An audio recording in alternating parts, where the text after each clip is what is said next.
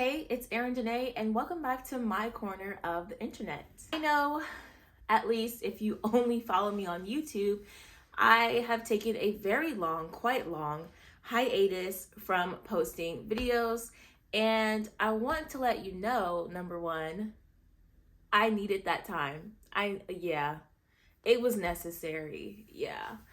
Secondly, if I'm ever MIA on this platform, I'm definitely not MIA on my other platforms. So that includes my Instagram, that includes my TikTok, that includes my LinkedIn. If you're not following me on those platforms, at least do the TikTok, because I stay on TikTok, okay?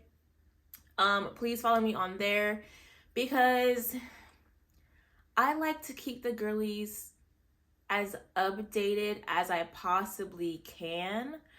But, I'm not Superwoman, so I can't be doing all the things all the time. So I try to do things according to my energy levels, according to, what my body needs and what I need, stuff like that. So, yeah, do that right now, because, YouTube is coming back up. YouTube is, I'm getting restarted with the process, with the planning, with the strategizing. But I promise you, if I'm ever quiet on this platform, I am probably being loud and talking and sharing my opinion somewhere else, okay? Now that we have all of those, house business, internal business things out the way, we can get into today's video, which is going to be about how to maintain and the importance of maintaining your individuality in grad school. As some of you may know, I'm currently in USC's MHA, or Master's in Healthcare Administration program, which is underneath their sole price School of Public Policy. Now, I said a lot of words in there, but basically it means that I go to a PWI to learn more about the healthcare industry and the business side. So the administrative, the finance, the HR, all that stuff. Now that I've broken that down, let's get into today's video. I'm actually really excited to talk about this because it's in my lane. It's in my lane of mental health. It's in my lane of grad school. It's in my lane of healthcare administration. So let's get into it. All right, so first I want to preface this by saying that these are thoughts. These are my thoughts. Some of these words I will say are other people's thoughts that I found on the internet. Take what floats your boat, pretty much. I am just here to give advice based on my own experiences and the experiences of those close to me, those around me, my peers, etc. So, for this first section, I wanted to be really clear about defining individuality. If you see me glancing to my left, wow, I had to think about that, yikes. To my left, I am looking at my notes. So, of course, I want to read these definitions word for word. I'm not trying to memorize them. So here we go. For the first one, I took a swing at defining individuality myself without looking at any definitions or doing any research. And I just wrote maintaining a healthy sense of self. And to me, that means, feeding your soul, AKA doing your hobbies, doing things that will replenish your energy. And for some people, that looks like, for extroverts, that might look like going out, hanging out with friends, doing events and activities. For introverts, that might be taking a nap. That might be playing their favorite game alone in a dark room. That might be reading a book. Of course, some of those hobbies can be crossed over. Like reading a book could be an extrovert's favorite hobby. But I'm just saying, introverts tend to do things on their own to replenish their energy, and extroverts like to do things with other people and interact with others to replenish their energy. So that's what I was thinking of for the definition of individuality. Now, let's see what Google had to say about this. So for Google, they define it as the quality or character of a particular person or thing that distinguishes them from others of the same kind, comma, especially when strongly marked. So from Google's perspective, they're really talking about distinguishing yourself, differentiating yourself from other people. So Google took the approach of what makes you a unique individual, right? And I also wanted to get one other source for this definition. So I also looked at Merriam-Webster. For Merriam, she said, total character peculiar to and distinguishing an individual from others. So again, you have this, how are you different? How are you unique type of perspective and angle taken to it. And I got one more from dictionary.com. That one says, the particular character or aggregate of qualities, which I like that one, that distinguishes one person or thing from others, this is a separate one, soul and personal nature. Those were some definitions I found of individuality. And all of them, again, touch on what makes you unique, you know, what qualities, when put together, makes you stand out from other people. What are some things that make up who you are, and how is that different? How does that distinguish you from others? Now I want to go over why is this important? You know, why did I even want to make a video about this? Why did I want to talk about this? Number one, when you're in grad school, I think it's very, very easy to fall completely into a student lifestyle, right? And that's all that you are. That's all that you do. It's just homework, reading, you know, all day, every day. Now, I was never that kind of student, but please hear me when I say that even for me, it's easy to just focus on school. That's the only thing you do. That's the only thing that you think about. It's the only thing you can talk about, because it's stressful. You know, it's on your mind often because you're stressed about it. You're worried about it.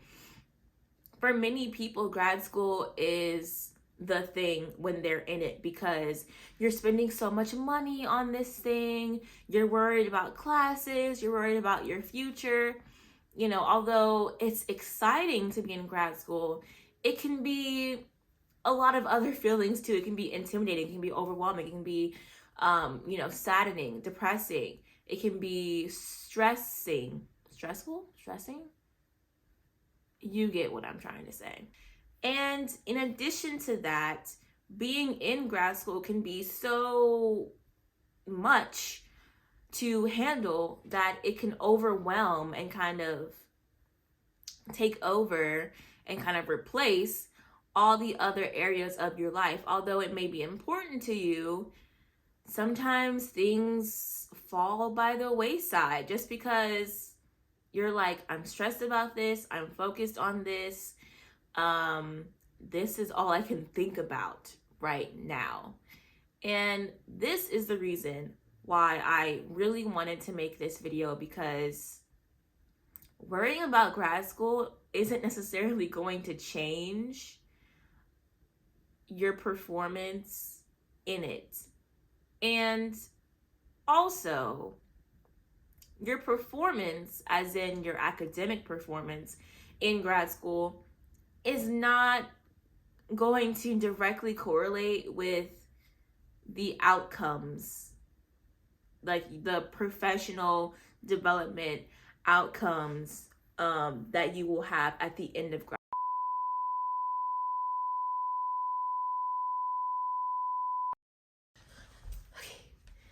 Okay.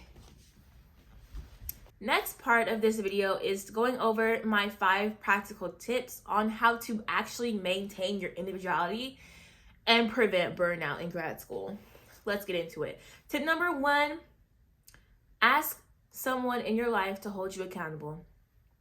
And by this tip, I mean like designate a person who is gonna like actively check in on you and actively get you out of the house.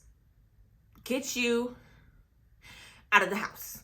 Okay, because sometimes being in grad school, you're like, I'm tired, I don't want to go anywhere, I'm just going to do homework, blah, blah, blah, blah.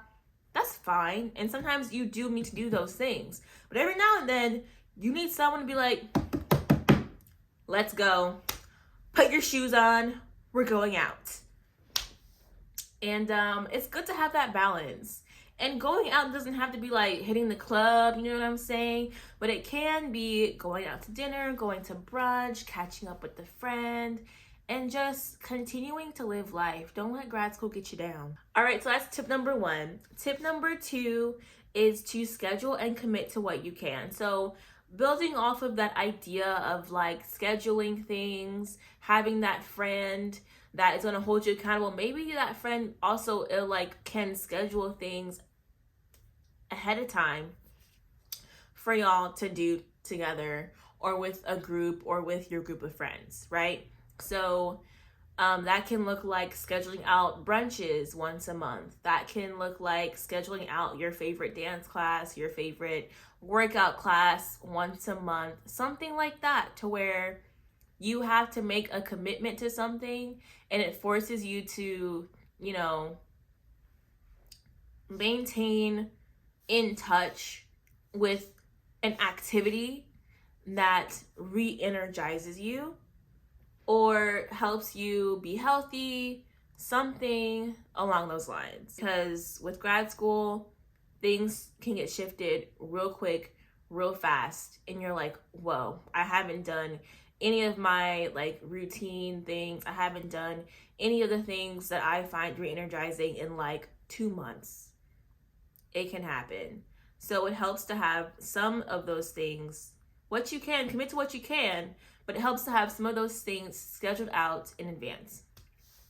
That leads me to tip number 3, though, is the what you can part of that last tip is really important. So tip number 3 is adjust your boundaries as needed, right? We know grad school is a lot. We know it's a huge commitment, and the one thing that it impacts the most is your time. So time management really is key, especially if you're gonna try to balance grad school and something else significant. Like for me, it was working full time. That's another significant thing that's taking up a lot of my time. So time management in this instance for me was really, really important. And another thing was this tip, adjusting my boundaries was really, really important. Having that communication piece, right? So maybe some of your friends, some of your family members don't get it. Maybe it's just not clicking for them. Maybe you have to have conversations about what, adjusting this boundary or that boundary is going to mean for your relationship. Or maybe you just want to be nice, and in an effort to prioritize that relationship, you want to have the conversation with them ahead of time. Be like, hey, I'm going to grad school. Things might, change up for me on my end, and the things I used to be able to do, I can't do as much anymore right now. And I just want to let you know. I think that is probably the most mature thing you can do for your relationships and for your friendships. That people can have an understanding going into it. Hey, if so-and-so can't come out the way that they used to, I shouldn't take it personally, because this is just what it is right now. So tip number 3, I love her because it's so true. Adjusting your boundaries and having those conversations and having that kind of being able to communicate those things in a mature way is very important. And that leads me to tip number 4 also, is to check in with yourself. How can you know that you have to adjust your boundaries if you're not aware that your boundaries need adjusting? So checking in with yourself is so, so important and so necessary. Because from there, from building that self-awareness, then you can start to look for solutions and, resolutions. Let's just keep it at solutions. You can try to find solutions for any problems that may arise within yourself. And maybe the problem isn't like, oh my God, I'm having this, conflict with a friend. Maybe it's just like, I haven't been getting really good sleep. What do I have to adjust in order to get as much sleep as I need, on a day-to-day basis? So it's really important to just check in with yourself, see how you're doing, if you're getting enough rest, if you're, eating well, how's your mental health. All those things are really important because we know all of those things impact your performance in grad school. And if you're in grad school, you're in it for a reason. You want to do well. You want to pass your classes. You want to get that degree because you're not spending all this money for nothing. So you want to get your degree at the end of the day, and your performance is what gets you there. So whatever is going to impact that performance is important to keep an eye on. And then lastly, tip number 5 that I have for you guys is to build relationships with people who understand your unique position as a grad student. And by that, I mean build relationships with people that are in your cohort, with your peers, your colleagues, other grad students. And maybe it's not, it may not have to be people that are like literally in your program or in your classes, but just some other grad student, somebody, please befriend them, because they're going to understand your struggles, your stressors. They're going to understand just the difficulties and the nuances that grad school just brings crashing down into your life, and you're going to want that support. And it is so nice to have someone who is kind of walking with you through this journey, because it's a very unique experience. Not everyone is going to get it. I think people can relate to it and they can try to understand, but if they're not in it with you at the time that you're doing it, it's just not the same. So I would highly recommend making friends, making acquaintances in grad school, because that can be like a little study partner. That can be someone who you hit up when like you want to have a study date, or when you want to be looking for jobs together. And this is a really huge pro tip, is making friends with people in your cohort. You're actually making relationships and connections with people that are going to be working in the same industry as you in very short amount of time, like in the next year. Like next year, all those people that you saw in class, they're going to have jobs in the industry. And, for me, for healthcare administration, healthcare is quote unquote small, but really what that means is that everyone is very well connected in healthcare. Okay. You probably know someone who knows someone who knows someone who knows that person, or like you're one connection away from the person that you're like, oh, I would love to meet them. I would love to work for them. Like, it's the connection is right there. The network is very close-knit in healthcare is what I mean. So it's important what kind of impact, what kind of reputation, what kind of image you have amongst your peers, because your peers are not just going to be in class and they stay there. They're going to move through their career with you. And so you want to leave a good impression, and you want to have good relationships from your grad school experience, because they may have to help you down the line. You may have to help them down the line, and you just never really know how that's going to play out. So it's important to keep that in mind as you're in grad school, as you're interacting with your peers, with your professors, and with any other professionals that you meet along the way. All right, y'all. So that was the end of this video. Thank you guys so much for watching all the way until the end. Again, if you are not following me on Instagram or TikTok, do that right now. Okay, it is at Eryn Duhnay, which is spelled exactly the same as my YouTube channel, but I'll spell it for you anyway. It's ErynDuhnay. And thank you guys so much again for visiting my corner of the internet. I highly, highly appreciate it, and I'll catch you guys in the next video.